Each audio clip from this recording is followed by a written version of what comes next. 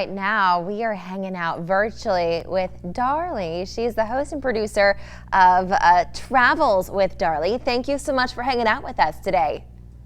Thanks for having me. Of course. Okay, so you spent some time here in Acadiana, and you have a show coming out this weekend. Tell us about this.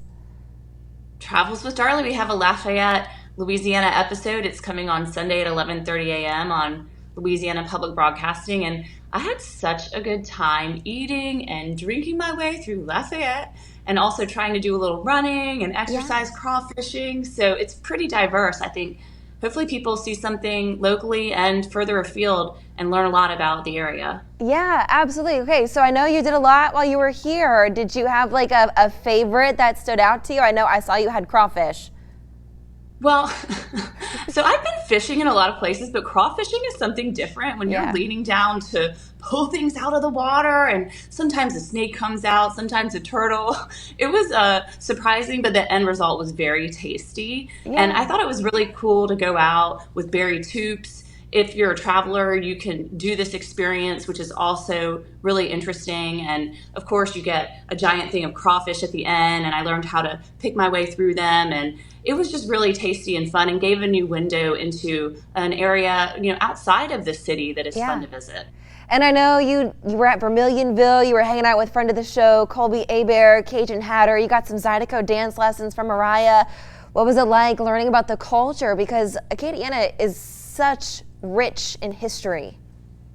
The history is really interesting about people coming down from Canada and settling in this area and what they had to contend with the weather and the climate. And Brenda at Vermilionville was teaching us about this history, and it really brought it to life being in that setting where there is that living history. But I also really loved the dance lesson, and I got to try out those skills at Festival International. And I thought it was interesting because at first I was like, why aren't people chatting while we dance? It was very serious. But apparently that's something you need to know if you're coming to the area and doing Festival International, that dancing is serious business. So I really took it seriously, but had a lot of fun doing it. Yeah, well, it looks like you have a blast. So when is this episode airing? How can people at home see Lafayette featured? So it's airing across the nation on PBS stations, and it's also coming to streaming through Go Traveler. But you can watch it on Louisiana Public Broadcasting this weekend. It's Sunday at 11:30 a.m. It's Travels with Darley. And if they miss it, is it going to be reposted anywhere?